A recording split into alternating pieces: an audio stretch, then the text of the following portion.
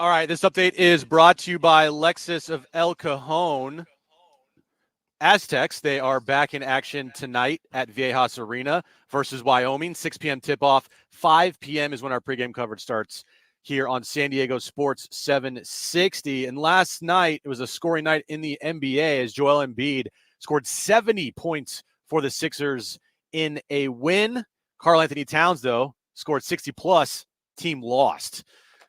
Experience true luxury at Lexus El Cajon. Get a great deal on any Lexus and see why they're ranked number one for customer service. LexusElCajon.com. Bring luxury home from Lexus El Cajon.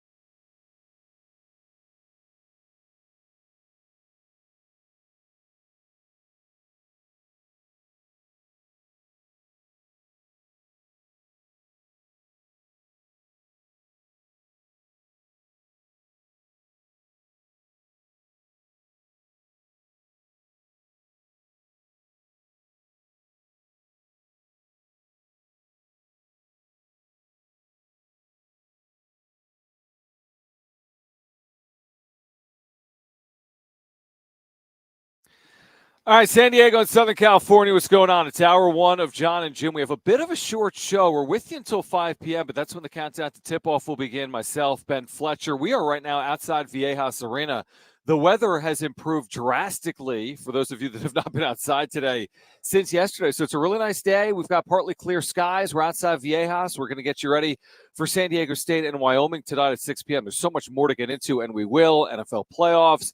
Padres offseason, what Michael King had to say about the Juan Soto trade that he was in. We've got a Nelly and Janet Jackson giveaway, by the way, for a summer tour this June. But we're back outside, Jim. This is probably the day to do it. If we would have been outside yesterday, we probably would have been swept away. But today is a very nice day here outside Viejas Arena.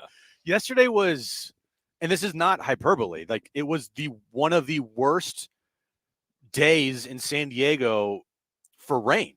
Yeah, like the in the wettest history or rainiest? like the wettest or the rain. Yeah, in the history of San Diego, yesterday was towards the top of the list. Were we expecting that? Like, remember over the last summer, there was like the hurricane, though, and everyone's like, oh my gosh, a hurricane's coming. Yes, I didn't realize that we were getting what we got. Like, I knew it was going to rain. I didn't know it was going to rain like a top 5 rain day ever. I didn't either, but Brent, it sounds like Brent was ready. But yeah, Kogo was talking about it for days. Okay, all right. Well, I wasn't. I should have been tuning in. I was more. Jon, do you know how to swim? I do know how to swim. Yes, okay. I can't ride a bike, but I can swim. That's why I had to ask.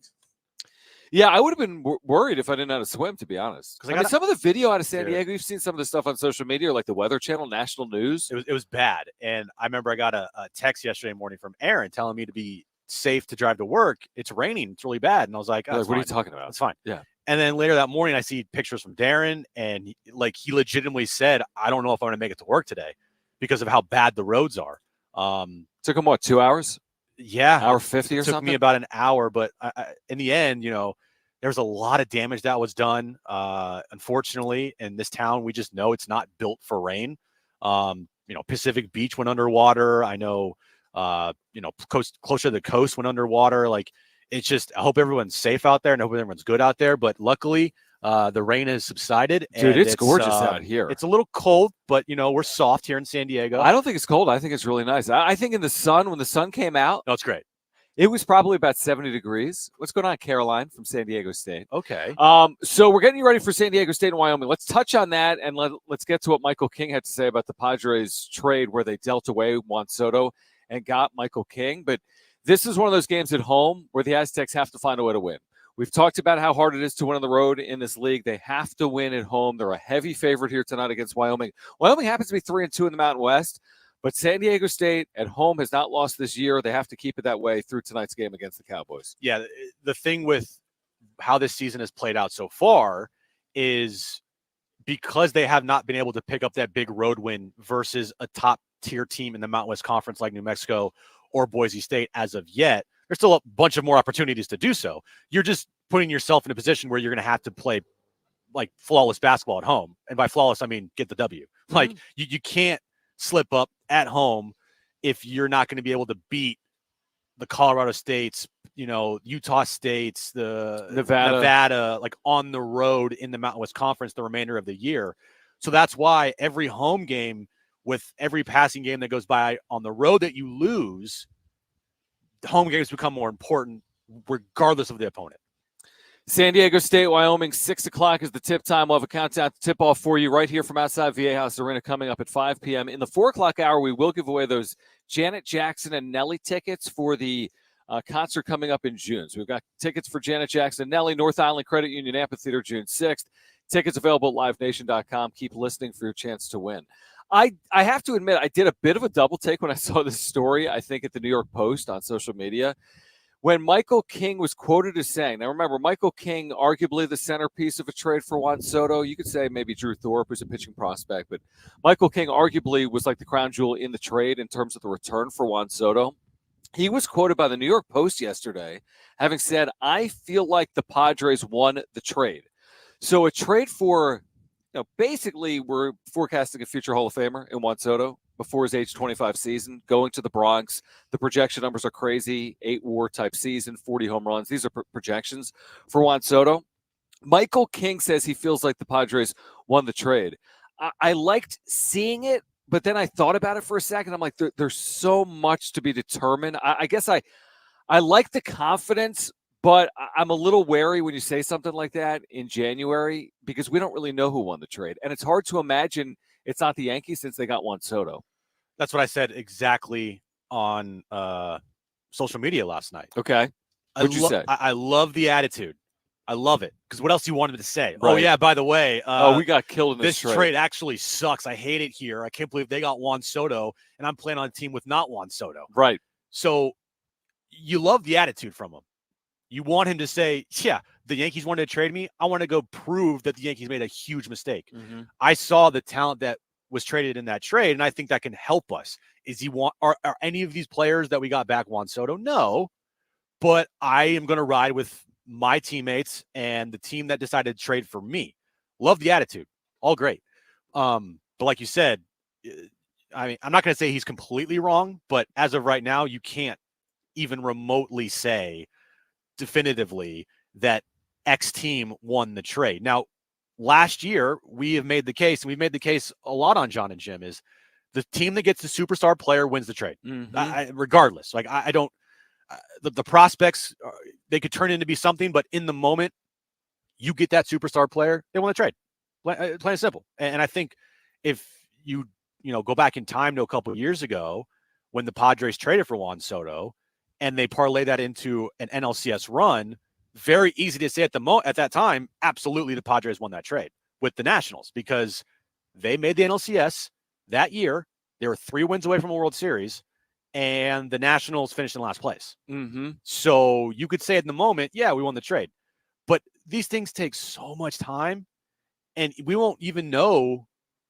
I mean, Drew Thorpe isn't even going to be on the big leagues this year, potentially. Michael King could be off of this roster in 2 years because he's only under control for 2 more seasons. Juan Soto could be off the Yankees roster in 1 year, I guess, in theory. Or he could win an MVP this season and help the Yankees win a World Series. So MLB.com has 2024 projections up right now, and the Juan Soto projection is basically as good as any projection of any hitter in baseball other than Ronald Acuna.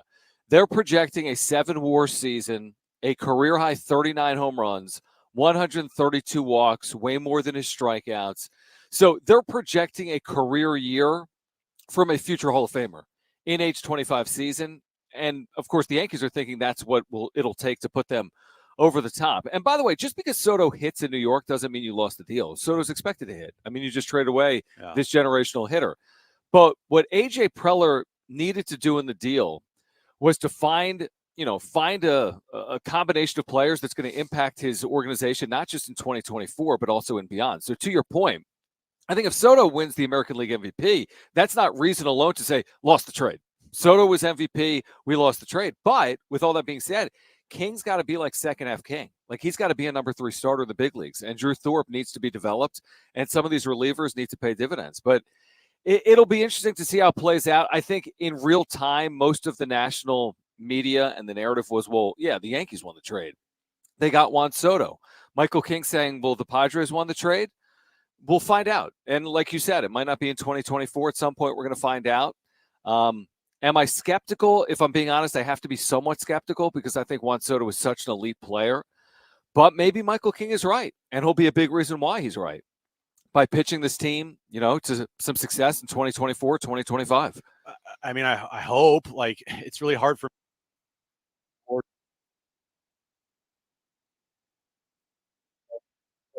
to not replace Juan Soto because you can't replace him. Right. He's a one-of-one player unless you got like Bryce Harper or whatever.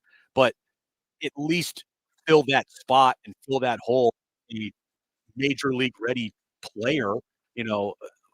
All we heard. I went back and I listened last night to what AJ Preller said after the trade with the Yankees for Michael King, Vasquez, Brito, Thorpe, Higgy. Like, what was said and what he thought of the main reason why that trade was made wasn't because they wanted to trade Juan Soto. No, I don't think anybody in the organization wanted to trade Juan Soto. Maybe except for Bob Melvin, who that whole weird story that came But we out. don't even know that. Exactly. Do we? No, I'm not saying we do. I'm just saying that was a narrative that came out. Maybe it's a thing, maybe it wasn't a thing, whatever. But the whole premise was to gain flexibility, which they did not have. And the only way to do that and to gain flexibility financially was to trade Juan Soto. And they have yet to use that quote unquote flexibility, financial flexibility from the Juan Soto trade to improve their roster. And I think we're kind of like forgetting that was the main reason why they made this trade, yet they have yet to use the quote unquote financial flexibility that AJ Preller talked about on and on and on after he made this Juan Soto trade, that it's not being used yet. Well, did it give them financial flexibility? I agree with what you're saying. Or did it allow them to get to where they financially needed to get to? Because without freeing up the $30 million, could they have stayed under the CBT for 2024? Now, we all agree, we've had people on. It sounds like the Padres still have $20 or so million to work with to still stay under the CBT. Are they going to use it all? Like you've theorized before, maybe they don't because they want to have some wiggle room when you get towards the trade deadline. This is all you need to know about where the Padres are this offseason.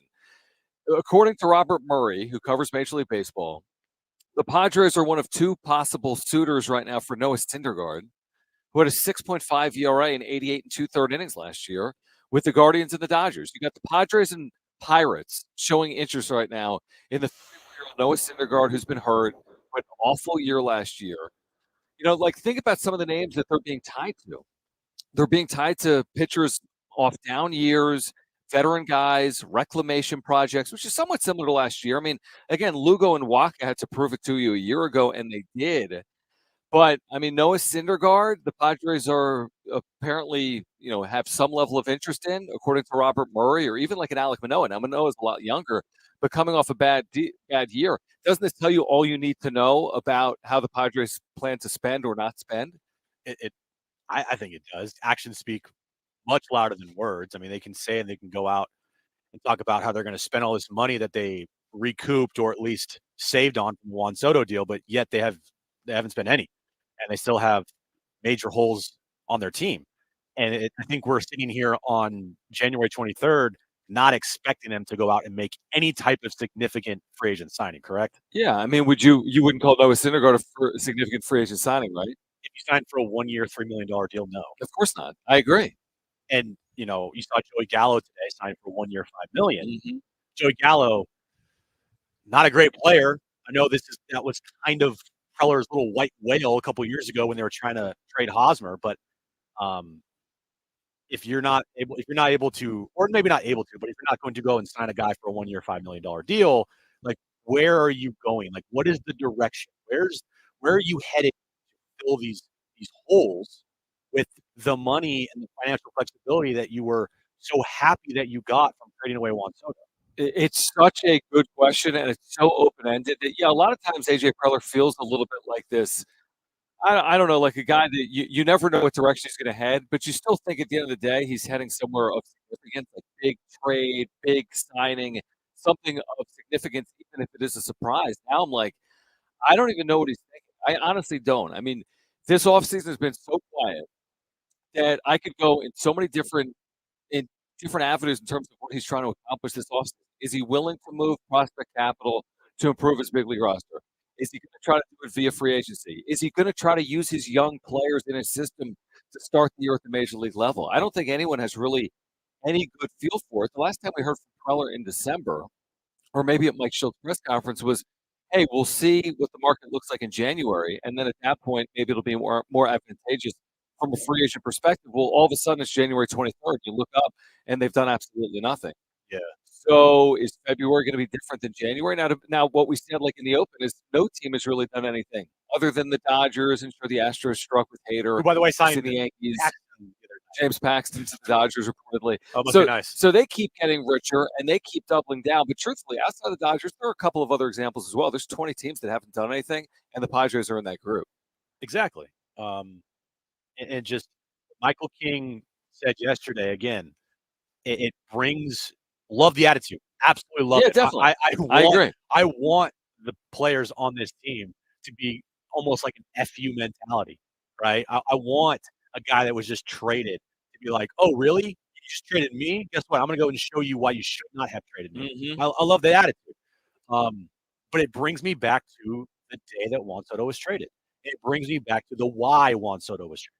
The why Juan Soto was traded was to gain financial flexibility, to make other moves, to improve the rest of your roster instead of keeping Juan Soto on your team and not being able to upgrade the pitching or fill in holes on your roster at first base or bench depth or other outfield positions. Like that was the why Juan Soto was traded. Guess what? We're on January 23rd. And the why Juan Soto was traded part has not even been addressed at all yet. I agree. The only thing I would say, remember when they traded Juan Soto, I said, get the highest possible value regardless of position. Juan Soto is too good to be a needs-based trade for an organization. I just want the best possible return for Juan Soto, even if it doesn't fill every single hole. The good of the Preller trade, in my opinion, is he addressed needs. He needed a starter. He got one, presumably in Michael King. He needed to add to his bullpen. He presumably has been able to do that. He needed to add to his system. He did that with Drew Thorpe. He needed a second catcher on the cheap. He was able to do that. That's the good of the trade. The bad of the trade is there's no way I can be convinced that he got the highest possible prospect ceiling in the return. So I'm saying, like, he addressed needs. King, 2-year stopgap.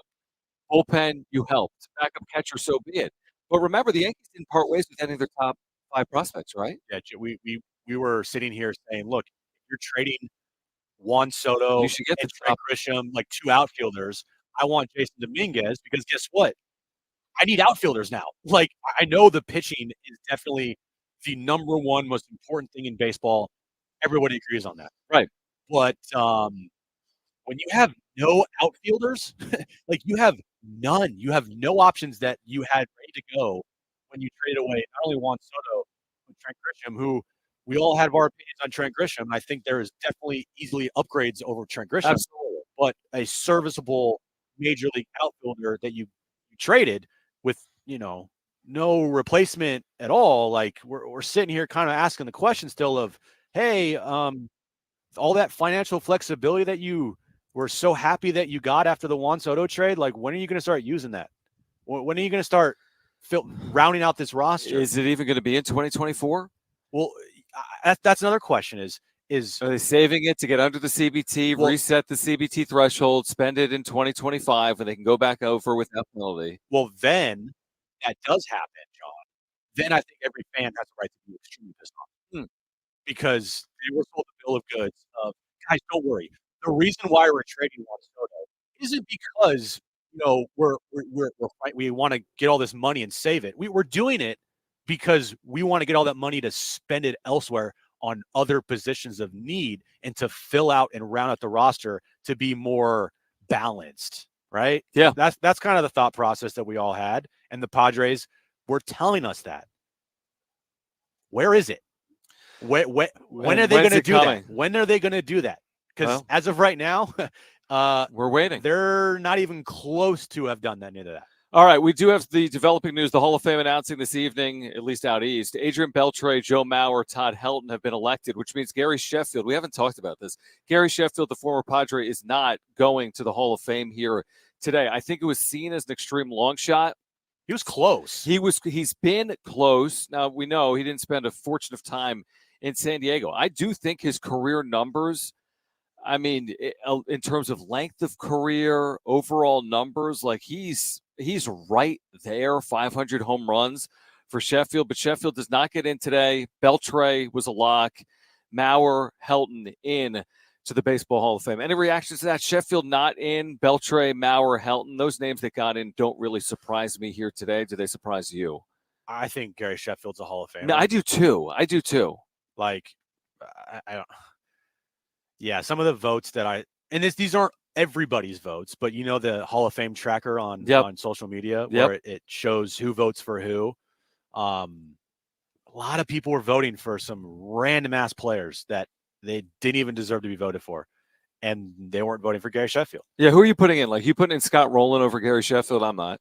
And Rowland is in. If Scott Rowland's a Hall of Famer, then Gary Sheffield's a Hall of Famer. Yeah, I mean, Gary Sheffield had 500 home runs, career OPS over 900, spent 20 seasons in the big leagues. I don't really understand what the argument is against him. How many All-Star teams did he make? See, that's where you're going to get into it. You're going to say, well, he didn't win an MVP. Neither did Scott Rowland. Yeah, it's a good point. He was a 9-time All-Star. All right. Well, Scott Rowland, I don't think he was like a 13-time All-Star. Right. No, it's a good point. 9-time All-Star, 1 batting title for Gary Sheffield. But I knew heading into the day, because I was reading a little bit about it, it seemed like it was an extreme long shot for Sheffield. He's been close, but it didn't seem like he was trending for 75%. And what sucks is, like, this was his last year on the ballot. Correct. Then you got to wait a period of time to go in front of like a veteran committee. I don't even know what the next step is in the process. But yeah, Gary Sheffield out. I mean, I'm not arguing again. Beltre clearly should be in. Todd Helton, again, the benefit of a ballpark, but I think clearly the numbers would hold up. Joe Mauer, are those numbers like unbelievable? I mean, if you're Buster Posey, you're looking at Joe Mauer and saying, helps me out. Sure. Right? Yeah. Like, I accomplished more than Joe Mauer did in my career by accolades and World Series, and I think the same number of MVPs, and like Joe Mauer's a 55 career WAR player, and Gary Sheffield is a 60 career WAR player. And, again, I get it. He was a catcher. His career OPS 827. Gary Sheffield's career OPS 907. I think Mauer's a very nice player, especially as a catcher. I thought he had a good career, not a great career. So I don't know. Again, I guess it's the beauty of the Hall of Fames. You can argue it either way. But yeah, Mauer in, Helton in, Beltre in, Sheffield, the former Padre, out for the time being. Yeah, he should have got in. Kind of a shame. But that's the Hall of Fame for you, and you have a bunch of old-time voters that... Well, I'm not a fan of letting it... Again, I'm not saying everyone goes, no, if you're letting Scott Rowland in and you're letting that's Joe why. Mauer in, I that's think why. Gary Sheffield should be in. That's why. If you are only going to allow the elite players in, then you understand it. Yeah. There's only 19 guys in the whole hall. Yeah. Okay. You're like, okay, I get it. Yep. But you can find 24 handfuls of players in the Hall of Fame that Gary Sheffield has better numbers than. I agree with that. I do. All right, we're outside Viejas Arena getting ready for San Diego State and Wyoming. We'll give away Janet Jackson and Nelly tickets in the 4 o'clock hour. Our countdown to tip-off will begin at 5 p.m. On the other side, who would have ever believed that maybe the biggest coaching hire of the offseason would belong to this team? That's next on Jon and Jim.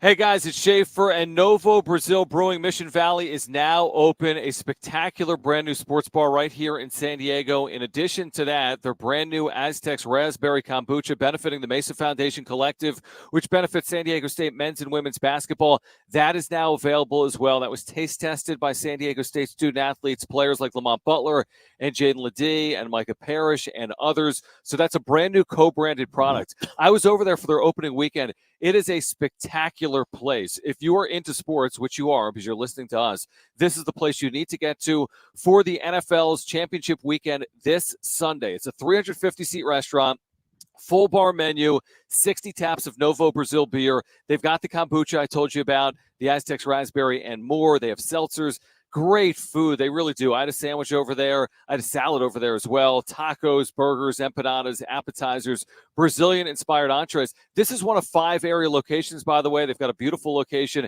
in Otay Ranch with massive LED screens. So for more information, to find an area Novo Brazil brewing near you, including the brand new spot in Mission Valley, visit novobrew.com. That's Novo brew.com.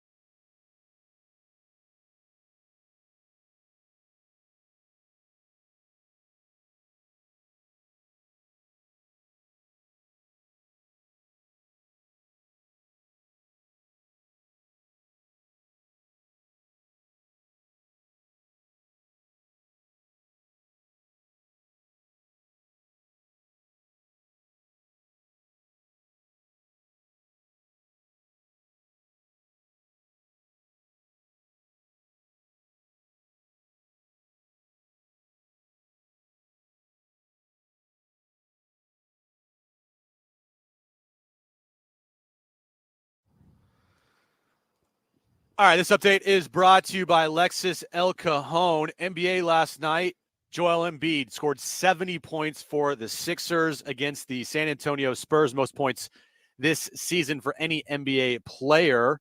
Moving over to the Aztecs tonight, they take on Wyoming. 6 p.m. tip-off, 5 p.m. is when our pregame cover starts right here on San Diego Sports 760. And the Hall of Fame just announced their finalists. Adrian Beltre, Joe Mauer, and Todd Helton have all been elected to the Baseball Hall of Fame. Experience true luxury at Lexus El Cajon. Get a great deal on any Lexus and see why they're ranked #1 for customer service. LexusElCajon.com. Bring luxury home from Lexus El Cajon.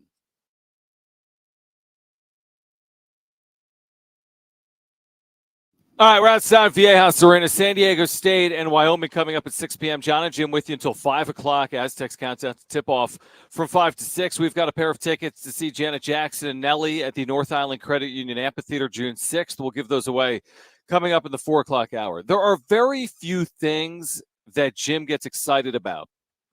Maybe a Niners playoff win. If they win the Super Bowl, he'd probably be excited. Even the last Niner win, I was like, yeah, I was exhausted. I think he bought a T-shirt when the Warriors won their last title. He was excited about that. I bought multiple. I think he's excited to be engaged to his fiancée, Erin. Yes. But there's not a million things he gets excited about. You should have heard Jim over the last 5 minutes talking about WWE's deal with Netflix. You would have thought Jim just won Powerball. So you are enamored with this deal. So WWE Raw to Netflix, $5 billion deal. Tell our listeners what you were telling me over the last 5 minutes. I wasn't listening, but you were so excited. Well, no, I'm excited not because I'm a WWE fan and that it's now going to be on Netflix and all that stuff. I think that this move is the first domino to completely change the game of sports and live sports television. Wouldn't Amazon getting the NFL be the first move in that equation? That's what I mean. It's not just a domino for Netflix. I think it's a domino for all streaming platforms that are looking to get into the live action play-by-play area of the world. Like this move for $5 billion. You can't tell me that the NFL and Major League Baseball and the NBA and whatever else isn't looking at this deal going, oh, that doesn't mean anything, because it absolutely does. But I agree with you. I mean, we're definitely heading there. If it's not, we've been heading there, though. Major League Baseball has a deal with Apple TV and Peacock. Yeah. The NFL just aired a postseason game on Peacock and has games on Amazon. NBA hasn't gotten there as of yet, really. I don't know what the NHL is doing, but we're obviously heading in that direction. Shoot, the Pac-12 nearly signed an all-streaming deal. And they messed up on that one. Within the last 6 months. What do you got, Brent? NBA actually does stream some games on Max because Max has a deal with Bleacher Report. Yep. So they do air some TNT broadcasts with the NBA on Max. So that has started. Well, yeah, no, definitely. You're right. Like they have definitely started the movement, right? We see NFL on Peacock, a playoff game, first time ever. That was a big deal for the NFL. Like you said, Brent, NBA on Max. You have baseball on Apple TV Plus, right? Like those things have started there. But what I'm talking about is literally all of it. Yeah, but I don't know if we're going there. See, that's an interesting point. I think the issue, if you're a consumer like us and all of our listeners, it's great for Netflix and it's great for WWE. Is it great for me? Because I can't get rid of cable if, I'm making this up, the Padres are on cable, or if NFL playoffs are on cable, even if they move a portion of the schedule over to streaming. They make you just spread out your money over like a myriad of different mediums. Right. No, they do. They for sure do. I get that. Don't you miss don't you miss like 1999 where you could just throw on like a regional sports network and watch like all 4 of the teams in your, like you just want to watch everything. If you have an NBA, NHL, MLB, NFL team, I just want to watch it all. No, I agree with you. That's not the world anymore. Like things are definitely more digital. But wouldn't you prefer? Okay, so now I'm a WWE fan. Hear me out. And all I know about the WWE is Yokozuna and the 1-2-3 Kid, and I don't think they exist anymore. But hear me out. If I'm a WWE fan, and Raw right now is on USA Network, it's on USA Network, and now all of a sudden you're going to put it on Netflix. So now I got to go buy Netflix if I don't have it. Previously, I had it on cable. Now I got to go buy Netflix. Here's where the game changes. USA Network right now reaches 90 million people. Okay. Netflix, 227 million. Yeah, that's because those 227 million people are paying for it. How many of those are WWE fans? Guarantee you a lot. Are they? I would bet they're a lot. And even if you had to you go, have the data. Even if you had to go, if you did not have a Netflix, which, I mean, let's be real here. If you don't have a Netflix account, you go steal one. I mean, it's 2024. Like, what are you doing? Okay. But if you have cable and you don't have Netflix, right? Mm-hmm. Is Netflix going to break the bank? Now, for the but no, that's not good for the consumer. I see what you're saying, but that's like saying, you know what? I love the NFL, and now that they're putting a playoff game on Peacock, is $6 going to break the bank? I mean, to what end? I need Peacock, I need Hulu, I need Netflix, I need Amazon. We also know there will be people out there that won't do it on principle alone. Like, I'm not paying extra to get this. But the majority is what they're banking on. You can't please everybody. In any business, in any walk of life, no one can be pleased 100%. Your fan base, no matter what, will never be 100% pleased. But if you're looking at the majority will say, because I love this, I will pony up and I will watch it and I will pay for it. And that's how the NFL operates and thinks, which it worked. I mean, 23 plus million. The NFL is massive, and so is WWE. That's not my point. I'm not saying it won't work. I'm saying it's not good. Here's the issue. Someone like yourself, you love the WWE. You think this is good, where I would argue this is bad for you, because there's other WWE fans out there that don't have Netflix, that are paying for cable, that now have to pay for both, because on Thursday they're watching WWE Thursday Night, name the name of it, Punch Out. Okay. And now on Monday they need to have Netflix. Well, the good thing is, John, is that over a course of a couple years, and it's all going to be on Netflix? These things takes time, right? Like, everything is going to be so on Punch Out's Netflix. going to be on Netflix? Punch Out's going to be on Netflix. Okay. And I do think that this is the first, because if you looked at social media today on Instagram and X and whatever platforms you want to look at, right? This was being talked about like nationally. Like, this is a massive deal. It doesn't matter if you're a WWE fan or not. I think just the fact that you have a live sporting event, right? Because that's what they brand themselves at. And they brand themselves as, entertainment, sure, right? Live sports entertainment. Live sporting entertainment. I'm with you. We have not seen this type of mega deal for a huge entity on, especially Netflix. Like, Amazon Prime for one game a week. Okay. It's kind of the same idea, right? Monday Night Raw, Thursday Night Football. Yeah, same idea. Mm-hmm. Netflix, would you say, of all the streaming platforms, is like the king? Yeah, definitely. Okay. Right? They got the largest share, most buyers. Yeah. I mean, just Netflix, to me, when I think of streaming platforms, that's the first thing that comes to my mind. I agree. So with that being said, you have now taken the largest streaming platform, or at least one of, I don't know for sure. No, I think it is. I'm sure it is. And you have now invested, they have $5 billion in WWE, which the NFL, the NBA, and other big time or are they soccer, going to take advantage of? They're going to now look at that and say, we can make if WWE is making $5 billion, you don't think the NFL is saying to themselves, we can make $15 billion? But my question, and maybe Brent, chime in here. But what I'm saying, I'm all for what you're saying, but I guess the way I look at it is this, Jim. Are you a proponent? Are you like, oh man, I hope the NFL can sign a $15 billion deal? I am not saying like, I hope this happens. I'm just telling you. That's what I'm saying. Ready I just feel like I'm with you. Oh, get ready for it. I'm 100% with you. I just feel like it all falls back to the consumer, where it's like, I already have something and now I need more to consume what I watch. And it just feels like I'm being taken advantage of as a sports fan.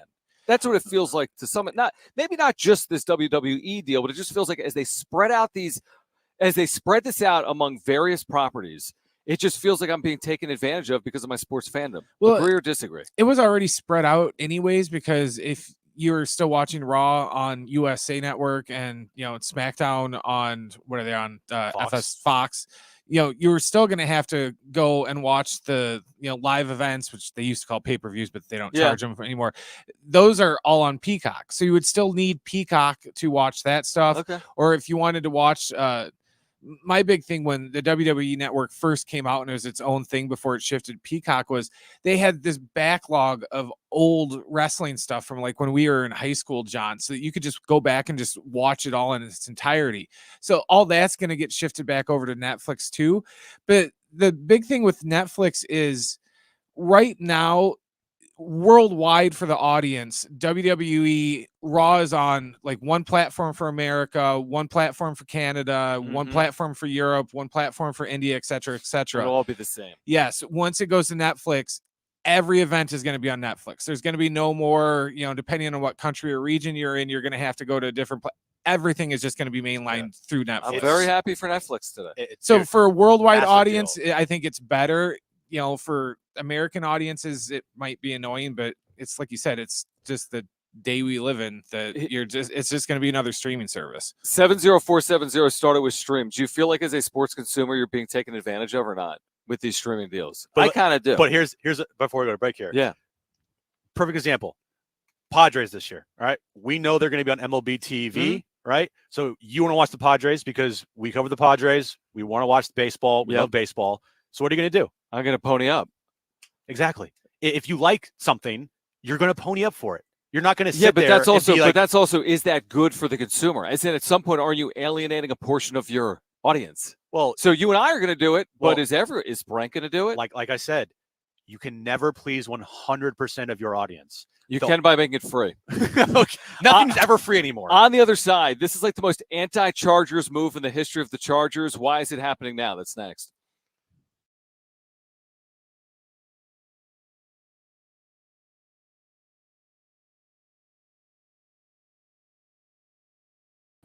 All right, JD Gotcha. This is an amazing question. We're going to need Jim to help on. Thank you for the super chat, guys. If you're here, subscribe, and we'll get to your super chats during our breaks. We're outside Viejas Arena, so it might be loud. JD Gotcha says, what are Jon and Jim's wrestling names? I have the kombucha for Jon. I love that. And JBP for Jim. Jim's back page. JBP. Do you want something else like Brock? Brock Russell? Brock Lesnar. Is there anything else? Do you know who that is? He's like a wrestler. The Brock. The Brock. What if we were a tag team? Ooh. Jon and Jim. Jon and Jim. I like that. Yeah. The Bruisers. The Bruisers. Like we could bruise easily. Yeah. What do you guys think? Put in the chat. What do you think our wrestling names would be if we were in WWE? Which is not going to happen because I would die, and I think Jim would too. Yes, we'd both die. We'd both die. Brock Turdy for Jim. Brock Turdy. Keep those coming. Who's Brock Turdy for 3 quarters last game?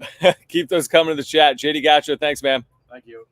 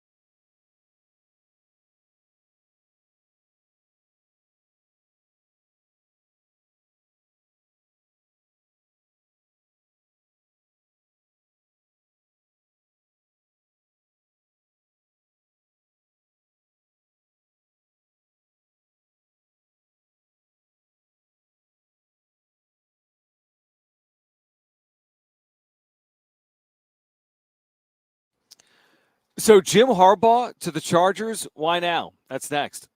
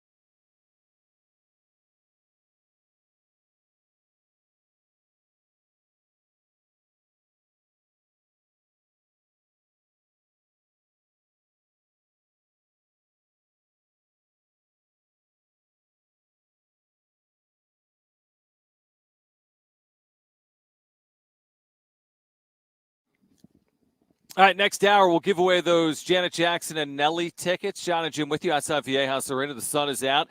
6 p.m. is the tip time. San Diego State and Wyoming. The countdown to tip-off will begin at 5. But again, we've got a pair of free tickets to see Janet Jackson and Nelly at the North Island Credit Union Amphitheater June 6th. Tickets are available at livenation.com. Now, I've been told, I don't follow the Chargers. I literally could care less or couldn't care less or whatever the saying is. But I've heard repeatedly over the years from a lot of people that were here when the Chargers were here, or that are Chargers fans or Chargers haters or observers, that the Chargers would never, ever, ever, ever, ever spend a penny on a head coach, right? That they don't have money. They would never invest heavily in a head coach. They would never even be in the conversation for someone like Jim Harbaugh. They just don't have the money. Well, then I see the report from Mike Garafolo today, NFL Network, that Jim Harbaugh and the Chargers are within striking distance of getting a deal done. They've met for a second time. They're not talking about coaching staff and general manager. Why is it now that the Chargers are willing to go this route when previously they've had all these first-time, non-experienced head coaches? Because they're desperate. 100% desperate. They have to try to do something. I mean, they are buried in that market. Relevancy play. Like, buried. Mm-hmm. Do I think Jim Harbaugh will elevate that team? Of course I do. He's elevated every team he's gone to. Regardless of the timing, everywhere he's gone, that team ends up winning. Mm-hmm. But if there's one place that he could not potentially get it done, it would be the Chargers, because the Spanos family is so incompetent when it comes to everything involving football. So do I have faith that Jim Harbaugh will, once he goes there, like I think this is a done deal, that he could turn that franchise around? Yeah, I do. But also I have faith that the Spanos will find a way to F it up. Mm-hmm. Like it's just kind of one of those things that it's like, what can go wrong will go wrong type of things. Like that's how I view everything that goes up must come down. That's how I view the Chargers. Like, oh, they did something that people praise, like they'll eventually F it up. Like it's just how that organization franchise works. All right. Reportedly, Michigan has a standing offer in front of Jim Harbaugh for $125 million. I don't know the exact length of the deal. Yeah. But reportedly, he's guaranteed through the University of Michigan in the future $125 million. Presumably, the Chargers would have to match or exceed that. Do the Chargers have $125 million? I mean, is the franchise even worth that? As like playing 8 games a year in someone else's stadium, like they have the money, I guess. They might have to do the Dion Colorado thing where they say to Jim Harbaugh, "Look, trust us. We don't have the money yet, but trust us, we'll get you the money." Somehow. Would he be the most expensive addition in the history of the organization? Like what's the deal right now? What's the Herbert deal? 200 plus. Okay, so maybe, but he'd probably be on par with that type of deal. He'd probably get like $150 million. Well, I mean, they paid Philip Rivers. Like they gave him a bunch of money. Yeah, like how the market was at that time. You always have to do with your quarterback. Yeah. Well, you always have to stay within 10% of the. I mean, they whatever paid, right. I mean, you have to stay within a certain number in the whatever. What am I saying? Yeah, the cap. You have to spend a certain amount of money. Exactly. It's interesting because finally, Dean Spanos, I guess you could say, did something right if this happens, right? If Jim Harbaugh accepts this deal and he becomes the new head coach of the Chargers, but also blind squirrel finds a nut every once in a while. Like, do I think Dean Spanos is like outsmarting the room and is doing something that's the smartest thing? Like, no, it's the easy move. Like, of course, you have Jim Harbaugh and you got lucked into getting Justin Herbert and Jim Harbaugh's going to want to go there. This is the job you're taking if you're Harbaugh over like the Chicago Bears, first pick. The Bears aren't even your quarterback. Have we heard anything? We've heard anything about the Bears potentially trying to get Jim Harbaugh? No. But in a theoretical, if you're Jim Harbaugh, even if you could have the Bears, you're taking the Chargers with Herbert over the Bears and choosing your quarterback moving forward. I would much rather have the Chargers job than the Falcons job from a pure player standpoint. Mm-hmm. Now, Tom Telesco, who. It's funny because he's now the Raiders GM, right? Is that deal done? That's pretty much done. Okay. That's also done. Mm-hmm. He also, when you look at it, ultimate chess move by Tom Telesco. By leaving the Chargers in cap hell. Staying in division. Going to a division rival who actually is in a much better position cap-wise. Now, they don't have the quarterback, but they're also not in a cap, disaster like the Chargers are. So how do you think this ends? Let's say Jim Harbaugh ends up with the Chargers. How old is Harbaugh at this point? Late 50s? Late 50s, yeah. What happens? 5 years from now, he's still there? Has he coached the Super Bowl? If he is there for 5, 6, 7 years with Justin Herbert, who's in his 20s, like you said, it's worked everywhere he's been. If he spent 6 years as the head coach of the LA Chargers, he gets to the Super Bowl or no? If Jim Harbaugh, while Dean Spanos and the rest of that Spanos clan, small brain trust, remains in charge of that team and franchise. If he takes them to a Super Bowl, and if he happens to, even if he just takes them to a Super Bowl, okay, and hell, by some luck of the draw, they win a Super Bowl, right?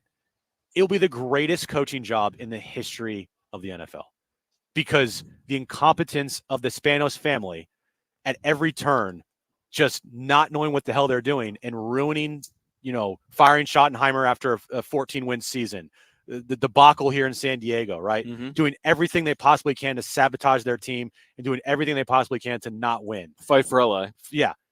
And Harbaugh takes that group of idiots to a Super Bowl. That's an amazing accomplishment. What would you do? And then we need to break. If the Niners don't win the Super Bowl, they got come on, man. And then the Chargers then land Harbaugh and win a Super Bowl before the Niners do in your lifetime, even though the Niners have won a Super Bowl in your lifetime, but you were young. I don't remember it. It was 5. What would you do? Cry? Okay. I mean, that's all I can do, right? On the other side, we'll get to the wrap. Still ahead, proof that Brian Dutcher remains one of the most underrated coaches in the country. We'll have Jim's back page for you. Plus, next hour, 4 p.m. hour, we've got tickets to see Janet Jackson and Nelly at the North Island Credit Union Amphitheater on June 6th. Hour 2, Jon and Jim next.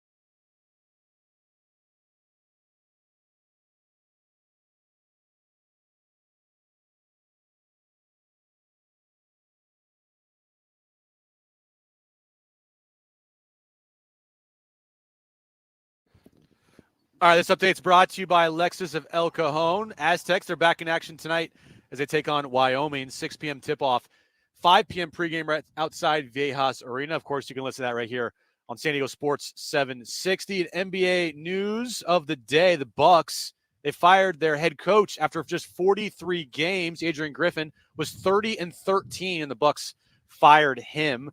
Last night, Joel Embiid scored 70 points for the Sixers.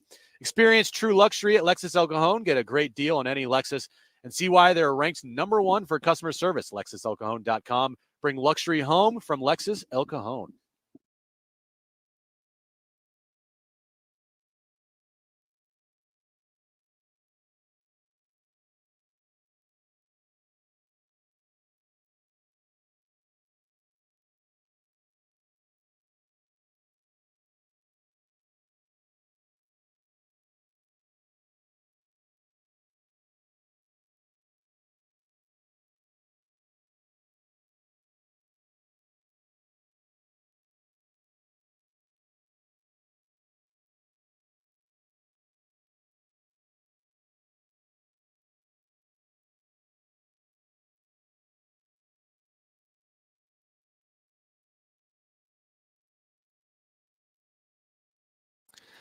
All right, San Diego and Southern California, what's going on? It's hour 2 of Jon and Jim. We're with you until 5. That's because at 5 p.m. the countdown to tip-off will begin. We are outside Viejas Arena. The sun is out. It is a gorgeous day. San Diego State and Wyoming. Now, Jim, between now and let's say 4:40, we'll give away Janet Jackson and Nelly tickets. Okay. I feel like Aaron would be into that. Why? I don't know. Does she like Nelly? Sure. Okay, then she'd be into it. Or does she like I'd Janet go to Jackson? that. Sure. Okay, then she'd be into it. Okay. Right? Kristen's into it. I bet she is. She asked me, she texted me, she's like, can I have tickets? I'm like, Isn't she in love with Nas? well, you can like multiple musicians. No. I'm just asking a question. Like, is She loves Nas. That's right, okay. She absolutely loves Nas. that's who I was thinking of. All right. Anyway, a couple of things here. So we're going to give away Janet Jackson and Okay. Nelly tickets. We've got the countdown to tip-off coming up at 5 p.m. We just passed by, someone just passed by like our broadcast location on a scooter, We did not catch their name. No. and he's listening to us right now on the free iHeartRadio app. So we always encourage people, you could take us with you wherever you go. It's not Literally. just in the car. He literally is driving like a two-wheeler or a four-wheel scooter, and he's on his way inside Viejas Arena, and he's listening on the free iHeartRadio app. So there's no easier way to listen to this show, especially when you're on the run, than with the app. Yeah, I think what I do is when I get in my car, just because the quality just sounds better and it's easier, right? Do you plug your phone in? I do. Oh, you don't go straight radio in the car? Sometimes I do, but Yeah. but a lot of times, like I plug my phone in, listen on the iHeartRadio Okay. app. It's the easiest way to listen to us. Where, like you said, wherever you go. And oh, by the way, we're also on YouTube. So That's you can right. find us on YouTube, Jon and Jim 760. Search us out there. Hit that subscribe button. We're on YouTube every day. We're on YouTube right now outside Viejas Arena. So if you want to watch us, right, and listen to us, you can easily do that through YouTube. What's your daily routine? Do you listen? Do you listen on the app? Do you watch? Do you podcast? 70470. Start your message with the word team. Love to hear from you. 70470 started with the word team. We've said this a number of times over the last 6 years, and I'll explain why coming up at 4:30. Brian Dutcher remains the most underrated coach in America. Oh, that tweet you put out today? But right now, let's get to this.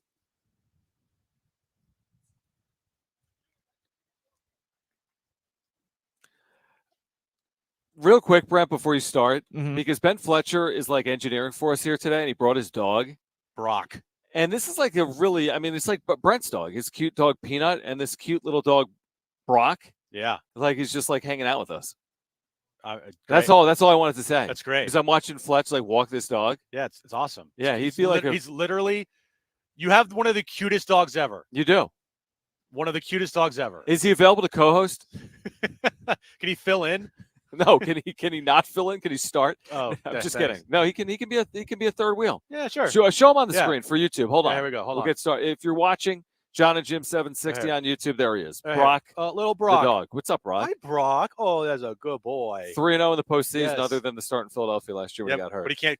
He's a crappy quarterback. Can't make any throws. Right, Mr. Irrelevant. Yeah. How could you miss that throw? All right, let's get to it. He's a time manager dog. He's a game managing dog.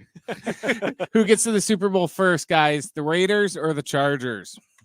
This is such a great question because What both will teams the year be? are so incompetent. Man,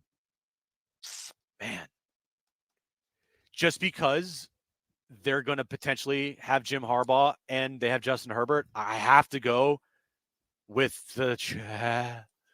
I have to go with the. What did you say? I have to go with the Chargers. Who's the Raiders quarterback? O'Connell? Aiden O'Connell, Jimmy like, Garoppolo. what are you taking? Aiden O'Connell, Antonio Pierce, or Jim Harbaugh and Justin Herbert? Because of that, you have to say the Chargers. But what we're saying then, mismatches in just Grand Canyon-sized gap. Do one of those two teams get to a Super Bowl this decade? Because Herbert, again, if you're talking about his career, the next 10 years would give him a chance to do that. Okay. So are we thinking the Chargers, if they land Jim Harbaugh, are going to be in a Super Bowl within the next half decade? I mean, the one playoff game that Justin Herbert was in, they blew a 27-0 lead in Jacksonville. Yeah. You know, we talk a lot about Josh Allen and his missteps, right? He's made an NFC championship game. Justin Herbert's been in one playoff and they blew a 27-0 lead, right? We give all this crap to Matt Ryan for blowing a 28-3 lead in the Super Bowl, but he got to the Super Bowl. But you know, I'm just saying, everybody is thinking that Justin Herbert is the greatest thing ever when it comes to quarterbacks. And don't get me wrong, he is extremely talented. But you know, one playoff and blew a 27-0 lead. But again, going back to the question, like, yeah, if I had to choose, gun to my head, you know, don't want to make this decision or don't want to answer this question, it's the Chargers. Yeah, I agree. Next question. Would you sign up for a 5 seed for the Aztecs in the tournament? Yeah, 100% right now. I would. I think we had this similar question a couple months ago, or maybe just as soon as a month ago. Maybe this month. I don't even know. Listen, it's hard times. No, I'm just saying, like, similar question. I know, yeah. I don't know if it was the exact one, but what'd you say it was, Brett? It was a 6 seed. That was the last question. 6 seed. Okay. I think I said yes to that. So we're moving up. Absolutely, I would sign up for a 5 seed. And in a month, it'll be, hey, will you sign up for a 4 seed? Yeah. You look at a lot of bracketology right now. They're either a 5 or a 6 seed. And this is a really good league, which gives you opportunities, but it's also hard to win, both at home and on the road. I mean, a 5 seed is the seed they used to get to a national championship game a year ago. So I feel like there's some good luck in there. The one thing I would say is the top 4 seeds are quote unquote protected, which means you would stay potentially like in the West region or potentially end up in Spokane, then LA. That could be advantageous. But then again, last year, Orlando, Louisville, Houston, not exactly LA, San Francisco, Vegas, and they still won. So that can matter, but matchups matter more. And I'm taking a 5 seed right now as well. Next question. Why did the 30-13 Bucks fire their head coach today? I don't know, Brent. You would be way better to answer this question than I would. I mean, you're the Bucks fan on this show because they're not playing defense. Is it really just that? Like, last year they were in like the top 4 in like every major defensive category. Now this year they're in like the mid 20s. Yep. Even though they're 30-13. Yeah. Wow. Yeah, so they've gone with the approach of we don't need to play defense, we'll just outscore everyone. People. So I'm reading ESPN.com. Last year, overall defensive metrics 4th in the NBA. This year, 22nd. Brent mentioned this to us off air. They've given up 135 to the Pistons. The previous game against the Pistons, they played back-to-backs. They gave up 113 to Detroit, but they won those 2 games, right? You know what I think when I think of a solid defensive head coach? Doc Rivers. Doc Rivers, come on down. And when I think about winning NBA titles, now we had the one with the super team. But he's failed a lot in the postseason too, has he not? Yeah, he's failed more than he has not failed. Yep. But that's the rumored replacement for Bucks head coach. Does that mean we have to sign stupid Austin Rivers too now?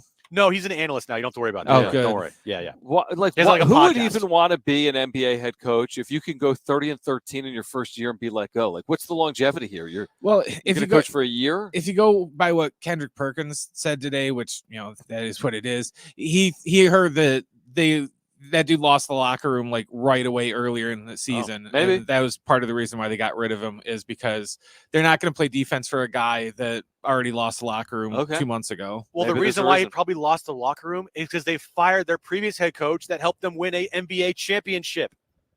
Just a thought there. Anyway, next question, Brent. Did the Padres miss out by not signing Joey Gallo? No. Because I don't think Joey Gallo is like this great player. I don't think they missed out on signing Joey Gallo because they didn't miss out on like a good player.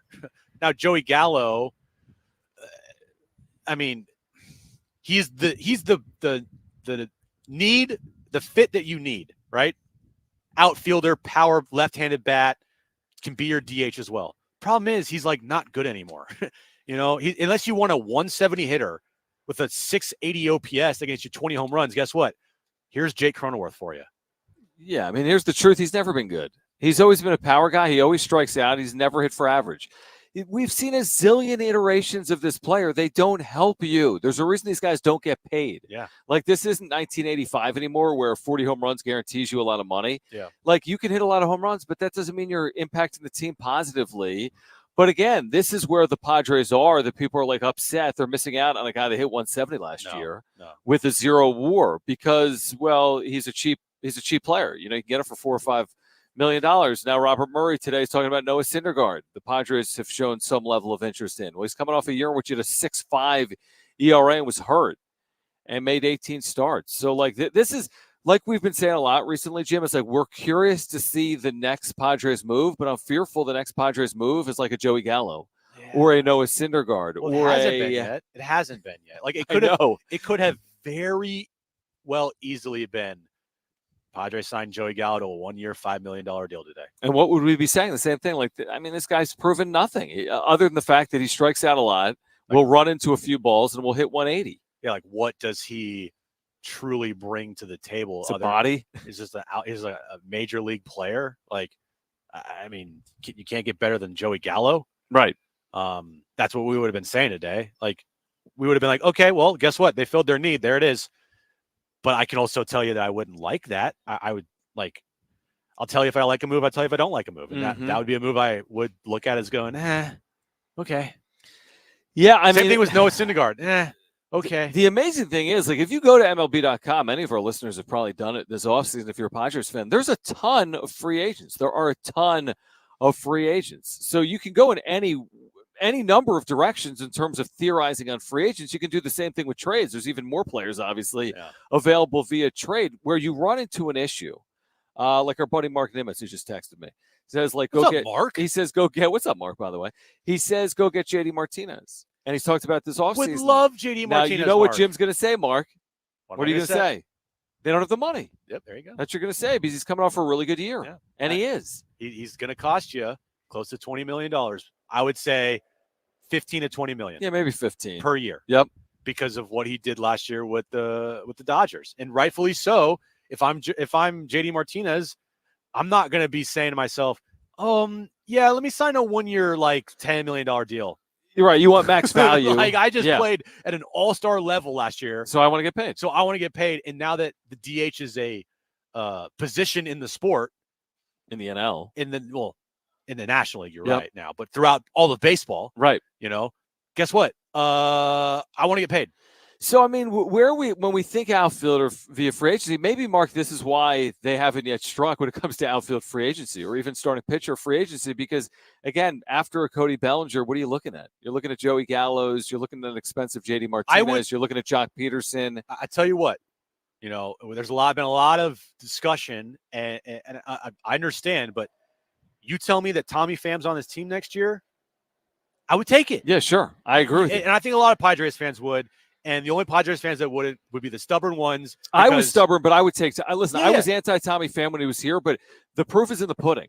He had a very good year. He was a good player on a good team. I think he can help a good team win. I think he proved it this past summer with Arizona. Again, my concern becomes what he's going to make. Yeah, I was definitely anti-Tommy Pham up until he went to the Arizona Diamondbacks. He was great. And you saw what he did there and kind of not elevated that culture, but had the standard of like we're going to work our ass off here. We're not going to slack. And by the way, we have enough talent here to make a run in the postseason.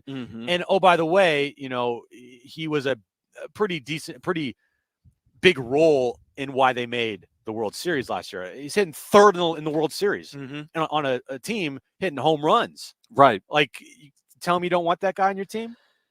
No, so again, that speaks to the point that there are players out there. This idea we keep saying, like, oh my gosh, there's only so much time, which is true. I mean, the season will start March 20th, and spring training will start February 20th, roughly, in terms of games, and pitchers and catchers will report in less than 3 weeks. So all of that is true. What's also true is there are a plethora of players out there via free agency. We don't know about trade the bigger question to me isn't like when are they going to strike, because they will strike at some point. Like they'll complete their roster. The bigger question to me is what will they spend? Yep. Do they at the end of the day spend a total of 10 million from here on out? Do they spend 5? Do they spend 25? And even as they do spend, do they do it via free agency or do they do it via trade and bring in money that way? So they'll address the needs to some extent. You may like it, you may hate it, but what does it cost to address the needs? Do they raise this payroll beyond where it is right now? Well, seemingly they have to. Does it get anywhere near where it was last year? That's hard to envision at this point. And again, we haven't heard from anyone. So we're just left to wonder what's going to happen because we haven't heard from anyone. Yep, haven't heard from anybody.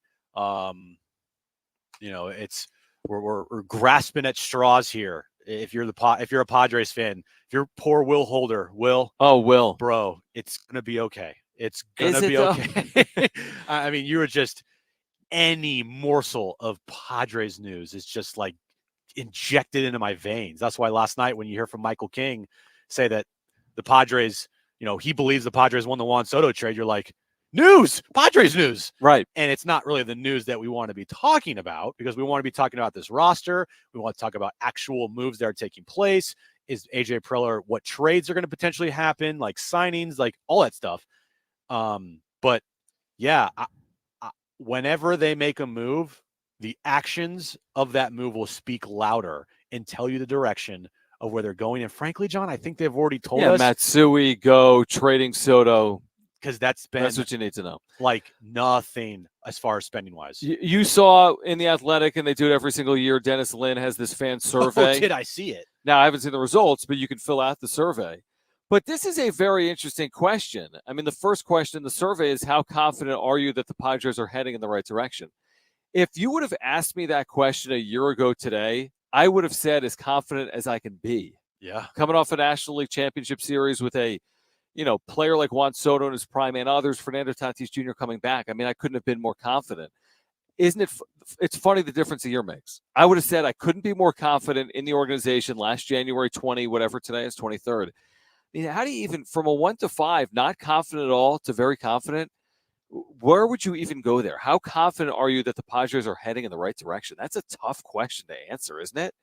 They got the core players. They're still spending top 10, top 12 in baseball, but can you be overly confident in that? It's just, like you said, it's crazy how much can change in a year. Mm-hmm. And it's not just with sports teams or the Padres. Like, it's all walks of life, everything. How drastic things can change over time. And we've seen it. This time last year, guarantee you, if you go back and listen to our January 23rd Jon and Jim show. Oh, we were planning parade routes. At some point during that show, we were probably talking about 96 wins. Division and, like, can they compete with the Dodgers? Yep. And this is the year to take over the West because the Dodgers are on a down year because they didn't sign anybody. Yep. And, how can they get back to the NLCS and all that stuff, right? A year later, it's, can they sign a player for $10 million potentially? Like, who's the left fielder? What are they going to trade Hassan Kim? Are they going to trade Hassan Kim? Their new owner and point person, Eric Casenda. Like, what's he going to say? Like, there's so many things that has changed with this franchise. So I'll be interested to see in the what the poll comes out to be. Albeit it's a poll. It's not the most accurate thing ever. But he is talking to Padres fans. I would think the people on The Athletic that are reading Dennis Lin, they're taking the time to click on it, that might have the subscription, are biased towards being a Padres fan. So I would think that their opinion matters. And again, it's not everyone, but if 1,000 or 2,000 people fill that out, I would just say this. Where would you? That number's going way down. If a year ago it was 4.5 on a scale of 1 to 5, this year it can't be higher than like a 3.5. Where are you at? Confident that they're heading in the right direction. Honestly, Jim, to me, it's like an incomplete because I don't know. No, you got to pick something. But but just hear me out for 1 second. All right. I don't know who the GM is in 2025. Okay. I don't know who the chairperson is in 2025. I don't even know who he is. I mean, he could have walked by us already today at Viejas Arena. I have no clue who he is. True. In Eric Casenda. I have payroll questions. Honestly, Jim, I would probably say I'm like a 2.5 on a scale of 1 to 5, as in 3 is no opinion. I don't think they're heading in a positive or negative direction. I would say a little more negative than positive based on everything that I've seen play out. I think that's pretty fair. I would 100% agree with you. To me, if I had to fill out survey, which I think I'm going to fill it out. Yeah. I think I started doing it on mobile, but then I ran into Yeah, some yeah. issues. But yeah, it's only 10 or 15 questions. It takes 5 minutes, if that. At this point in time, I think I got to go 2. Because, like you said, if they don't win this year, who says that Preller's going to be back? You have a manager on a 2-year deal. That's when anybody in pro sports is signed. That's not like just won a championship or Phil Jackson or Dusty Baker, right? On a 1-year deal. Or a 2-year deal. That's like a sign of, hey, if you don't win this year, we absolutely could make a change, if we deem it to be necessary. Yeah. Right. I mean, Adrian Griffin, we just I was about to say, I think he was on a 2-year deal, by the way. He literally just got fired after 43 games. And they were paying him $4 million a year. Yeah. So you gotta win this year. And I'm not saying you have to win big, like you have to win 97 games. Yeah, I agree. But you gotta make the postseason. And you gotta roll the dice and you gotta take your shot. And if they make the postseason and they lose in 2 games in the wild card round, and the roster is what it is, right? And there's no like significant upgrades here. You could argue it's a successful season because they lost so much, right? They lost so much. They had so many holes. They had so many young players on the team, and they still made the postseason when last year's team, which was filled with superstars and high-priced players and guys on expiring contracts, right, didn't make the postseason. But if they don't, then yeah, there's a lot of questions. Even there's a lot of questions right now. It's a fascinating question, and there's other questions in there that are fascinating as well. But that's the basic premise. Like, it starts here, Padres fans. 70470 started with team. How confident are you the Padres organization is heading in the right direction? Yeah. Open-ended answers. 70470 started with the word team. On the other side, more proof that Brian Dutcher remains one of the most underrated coaches in all of college basketball. Plus, we'll get to Jim's back page. Our Aztecs countdown to tip-off will begin at 5. We have San Diego State, Wyoming, right here on San Diego Sports 760 at 6 p.m. We'll give away Janet Jackson and Nelly tickets up next as well. Stay with us on Jon and Jim.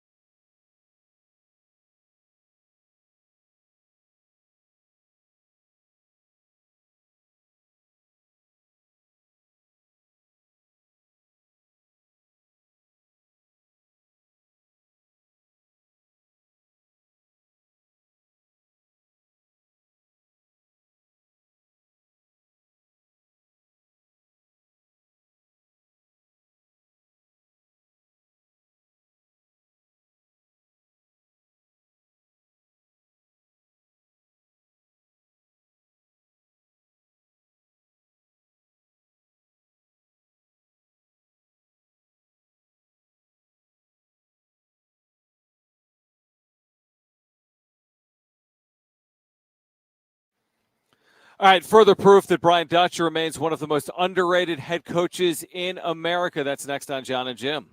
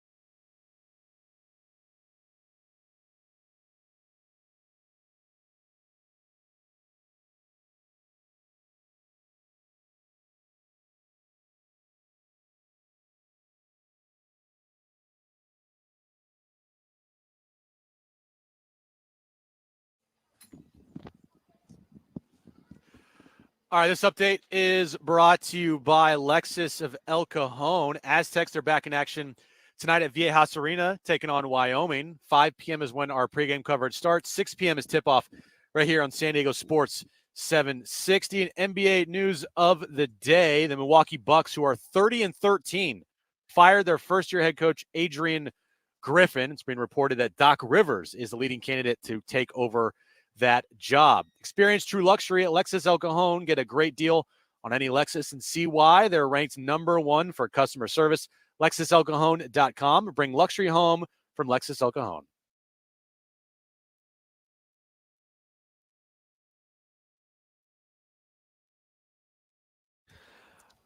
All right, be listening. In about 5 minutes, we'll tell you when to call. Do not call now. Janet Jackson and Nelly, North Island Credit Union Amphitheater, June 6th. My wife is excited. Supposedly, Aaron, Jim's fiance, may be excited. Tickets are available at livenation.com. She'd be excited if she knew about it. If she knew it existed. And I told her we had tickets. Right. Like, oh, it'd be cool to go to. 2 free tickets. Do not call now. We'll tell you when to call in the next few minutes. Imagine my surprise when I saw a tweet earlier today from Field of 68. This is a podcast, YouTube channel that covers exclusively college basketball. Be real here. If anybody tweeted this out, this graphic, you'd still be, not if it was like you'd be like, what? Bob 0839427. Boise fan 66? Well, the Field of 68 is like a legitimate, credible network that's like Jeff Goodman's. I get it. Whatever. I'm with you. So it's like a legitimate publication on college hoops. Yeah. And they're doing a good job with like graphics. They must have like a graphics team, just like we do. Yeah. And so they tweet out a graphic this afternoon. Pick 2 who you got. And there's pictures of 8 Division I head coaches. As if to say the top 8 coaches, who do you have? Okay. On this list, and we don't have to go through all these coaches, but we will. There's only 8. Calipari at Kentucky, Rick Pitino now at St. John's, Dan Hurley at UConn. They just won a national championship. Matt Painter, Purdue, they just lost in the first round, obviously, last year. To who they lose to? St. Peter's? Who did Purdue lose to? Purdue lost. Not St. Peter's. No. FDU? The team that played Fairleigh Dickinson. Fairleigh right? Dickinson, yeah. No, they didn't lose to Furman. No. Anyway, Bruce Pearl at Auburn, Bill Self at Kansas, Kelvin Sampson at Houston, Mark Few at Gonzaga. No doubt, good coaches, sure. Well, one notable omission is the guy that's top 5 in win percentage since taking over in Division One in 2017-18. I have a guess. Who?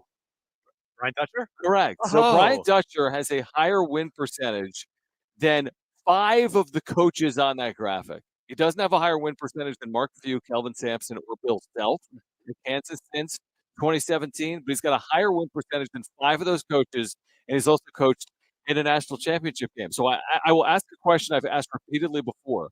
Why is it Brian Dutcher doesn't get the national respect he deserves, despite the fact that year in and year out, he wins at the same clip, if not better, than most of the other coaches in the country? Jim? Oh, no. John? Maybe because... Yeah, I got nothing for you, dude. I literally, I'm thinking... Is it Sleepy San Diego? Is it non-power league? Is it West Coast basketball? I think all those put together, you could say, is a reason why. Like, is San Diego State a nationally viewed program across the country?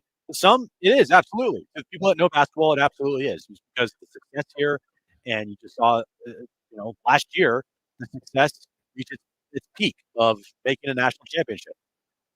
But to the average, maybe college basketball fan, they're not thinking of San Diego State. They might say to themselves, like, oh, when does San Diego State play tonight?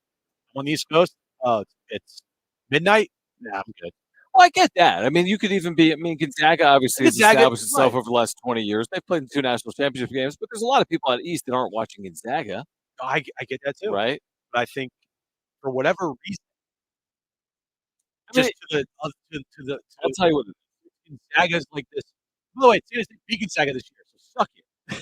I'll tell you what it is. Like this graphic specifically, I think the spot where they got Dutcher and coaching ranks is because a lot of times in Division I basketball coaching, it's like longevity for whatever reason is seen as very appealing.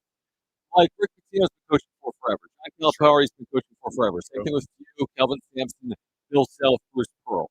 Right? They've all been Pat Miller's been produced for forever. Dan Hurley, relatively new, but you know what I mean? All these guys have been coaching longer, correct me if I'm wrong, as the head coach than Brian Dutcher. So it's almost like you have to have this 10, 15, 20-year run where I would say it's almost more impressive what Brian Dutcher has done because the idea of waiting your turn is such a rarity in the sport. Like he was on Steve Fisher's bench across Ann Arbor and here for like 30 years before he got the job. Maybe one thing is every single coach on this list was a coach that has not won a national championship. How many do? We got one. Bill Self does, Dan 3. Hurley does, Rick Pitino does, John Calipari does.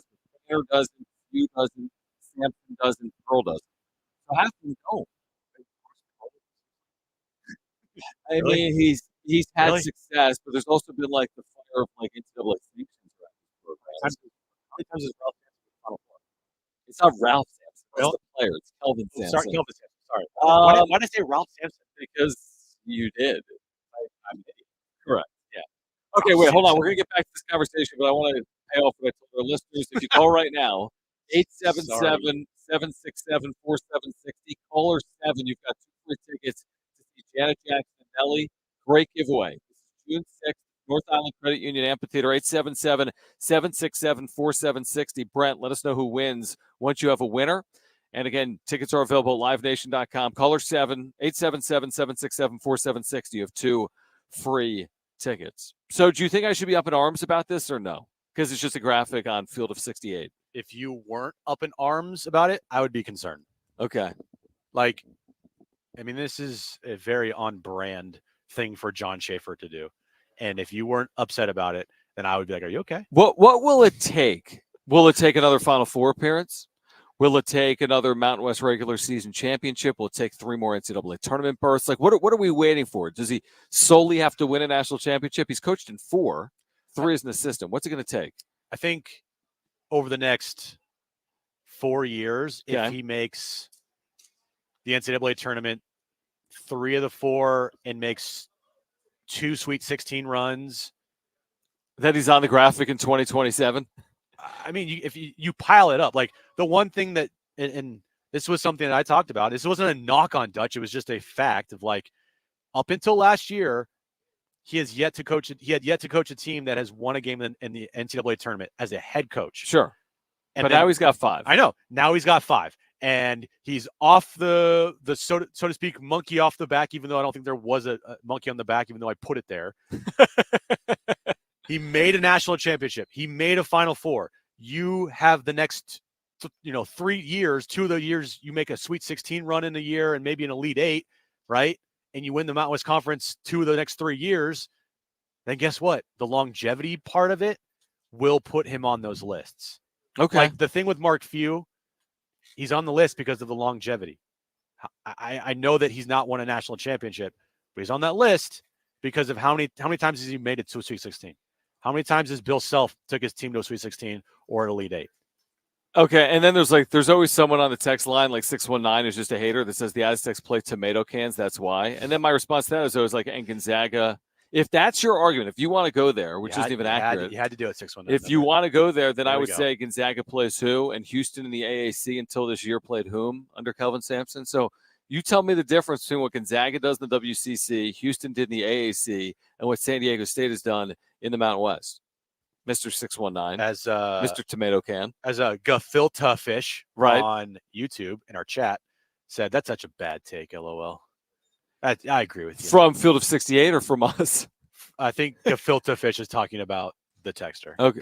Oh, the texter. Yeah. I mean, I always think it is. I mean, again, like you can only play who's on your schedule, and they play people out of conference. I mean, they beat Gonzaga this year. Tell them they've beaten 3 Pac-12 teams. Not enough. Doesn't matter. By the way, there's going to be more Mountain West teams in the NCAA tournament than Pac-12 and ACC. Doesn't matter this year, Doesn't Mr. matter. Tomato Cam. Doesn't matter. Brent, do we have a winner? He might be on the line right now. Tanya from Chula Vista. Tanya from Chula Vista, congratulations. You're going to see Janet Jackson and Nelly. We'll have more tickets to give away, theoretically, right, Ben? Tomorrow, right here on Jon and Jim. All right, on the other side, are we going to do Jim's back page? We will, right? Early edition of Jim's back page? Yes. Yeah, Fletch is saying yes. All right, Jim's back page is on the other side. We've got the Aztecs countdown to tip off at 5 p.m. Stay with us on Jon and Jim.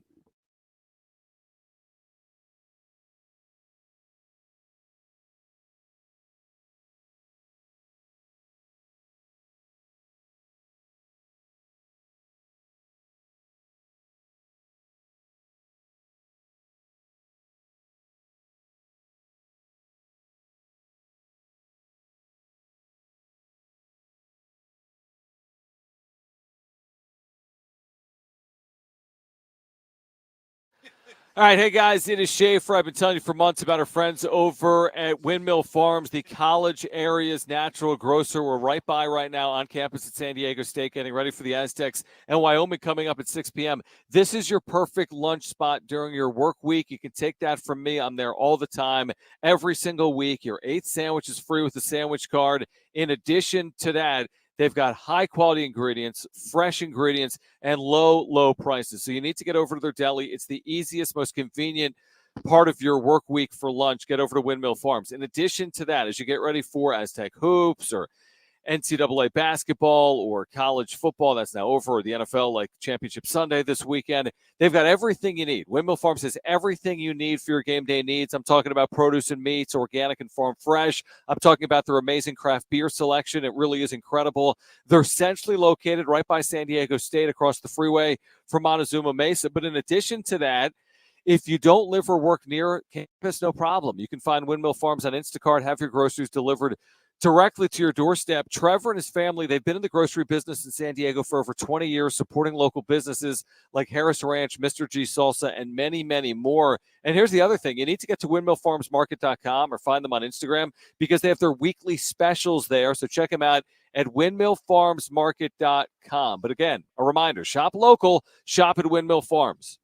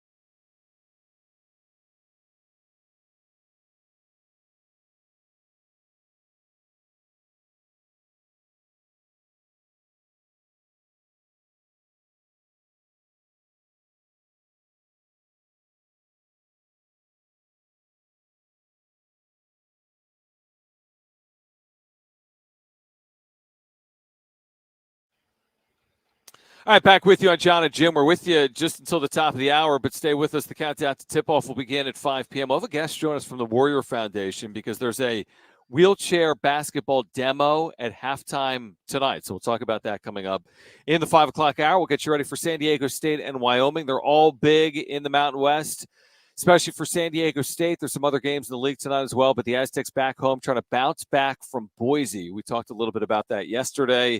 We'll see if they can do that here tonight. This is in the must-win category, wouldn't it be, Jim, tonight, home against Wyoming? Yeah, I think we've discussed that. Like, look, if they won against Boise State on Saturday, you get margin for error. But when Still wouldn't want to lose this. Still would not want to lose this. I agree with that. I definitely agree. But you put yourself in a situation, and it's this would be the case every year. It's not like just different this year. Hold serve at home. Whenever you're at home, this team's expected to win. And with the team they have this year, you expect them to hold serve at home and beat Wyoming tonight. So, yeah, you got to win. You know, I've been saying something I don't even think is accurate, but I thought it was accurate. I've been saying San Diego State has never been perfect in the league at home, which is accurate because they were perfect in the league in 2014 when they went to a Sweet 16 at home. But they've never been perfect at home for an entire season. I believe it's accurate at Viejas Arena.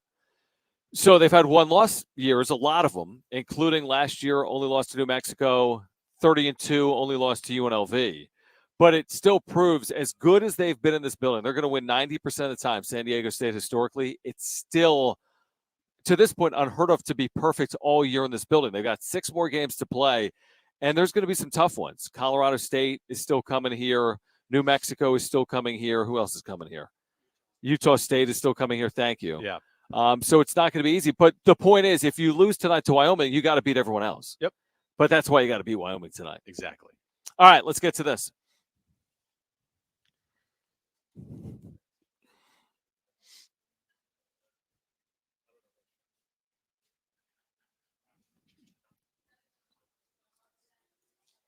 What have we missed, Jim? All right, John. Yelp's 2024 list of top 100 places to eat in the United States was released today. I'm guessing there's some San Diego restaurants on the list. There's actually 4, John. Wow. 4 in the top 100. We'll start with Peace Pies Vegan Cafe in Ocean Beach. Vegan? Vegan. I'll go there. Came in at number 53. Okay. All right. Rosemary's Burgers in Mission Beach, ranked 40th. Okay. All right. Crafted Greens in El Cajon, ranked 16th. Wow. And Sunnyside Kitchen in Escondido, ranked number 3 in the nation, in the U.S. Have you been to any of these? No.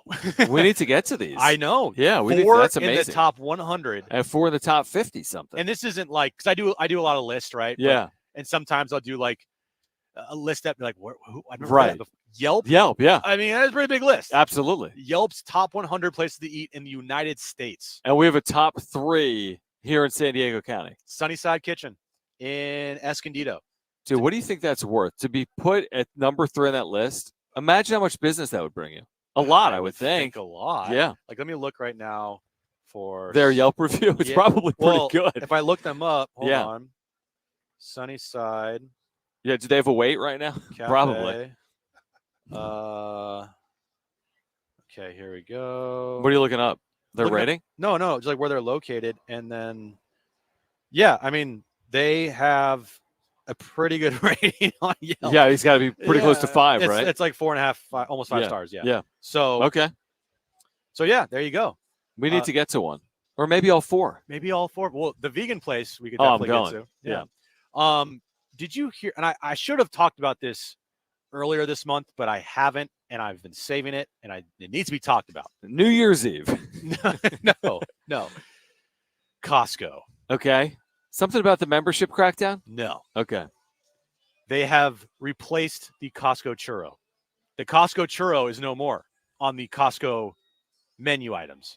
They know, like, you go to Costco, and there's like the hot dog, that's $1.50. Yeah, like a slice of pizza, right? And like, a churro. They always had a churro. Why'd they replace it? Well, I don't know why, but I know what they replaced it with, and that is a double chocolate chunk cookie, which looks is delicious. That appealing to more? I could see a double chocolate chunk cookie appealing to more people than a churro. I think so. Because everyone likes it. What's that? It's is it expensive for Costco? You are right. Yeah. It is expensive. How much? $2.49. Oh, Yeah. their hot dogs like $1.50 for a cookie. Yeah, it's interesting. So this better be the best cookie I've ever had in my life. Interesting. Yeah, you get 2 hot dogs for that, and the calorie count on this thing, it's massive, John. Is it really? 750 calories for one cookie. That's interesting that they made this change. Yeah, I don't know. I mean, look, you're probably right in the Everyone likes a cookie. Yeah, if you're a kid, I want a cookie. But if you're looking at people like churros too. I think people love churros. Yeah. I love churros. Every time I go to a sporting event, you want a churro. Well, mostly baseball games. I'd rather have a churro. I want a churro. Okay. Yeah, I would want. It's a more churro. unique, I would say. Yeah, I would say so. Was that the story? Oh yeah, that they replaced the churro with the cookie. Okay, Yeah, 'cause we haven't this is nationwide. Yeah, we haven't Wow. talked about it yet. So Okay. I figured good Don't time let our good listeners time down. to let people know if you're going to Costco and you want like a churro. Guess what? No more churros. Okay. Only double chocolate chunk cookies. And finally, John, we talked about this. Maybe was it last week? I think it was last week. The Applebee's $200 weekly date night pass. Yes. Yeah, They sold out. That thing sold out in under 1 minute. How many did they have? It doesn't say. Okay. Because they're not going to tell you like, oh, we only had 10. So I could go to Applebee's every week for 52 weeks for $200. Correct. The date night pass gives up to a $30 discount on food and non-alcoholic drinks. Okay, up to 30. 52 times a year between February 1st, 2024 and January 31st, 2025. Okay, so the pass can only be used once per 24-hour window. But you could go 52 consecutive days. Correct. You can go every single day at 7 p.m. if you wanted to.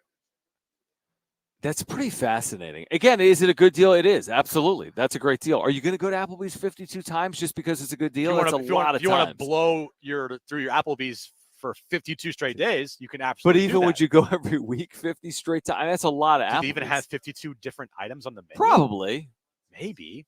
Probably. But, yeah, we were kind of discussing, like, who would buy that? Well, apparently a lot of people, depending on how much they had.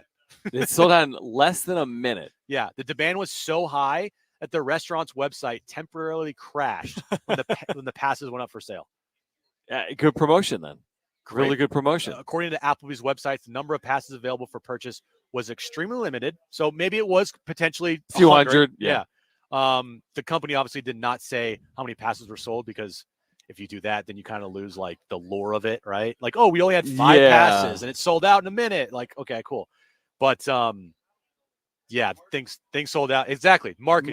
Have you ever heard? Yeah, we're up against it, but have you ever heard of like the unlimited airline passes in like the 80s and 90s? People would buy them for like 10 grand. No, John, and then I they was would born in the 80s. Yeah, but you never heard of it? No. They would buy them for like 10 or 20 or even 50K, but they would fly every day anywhere in the world, and the airlines would lose like millions. Yeah. So they no longer do it, but they're like gold medallions. My computer's listening. Oh, wow. And you got a Southwest ad on your computer right now. Must be nice. All right. We've got the Aztecs countdown to tip off on the other side. We're outside Viejas Arena. Fans are making their way in. San Diego State and Wyoming coming up at 6 p.m. with Ted Leitner on the call. To be me and Ben on the Aztecs countdown to tip off. For Brent and Jim, I'm John. Keep it right here. San Diego State and Wyoming coming up in about 1 hour. The countdown to tip off is next right here on San Diego Sports 760. Okay. All right.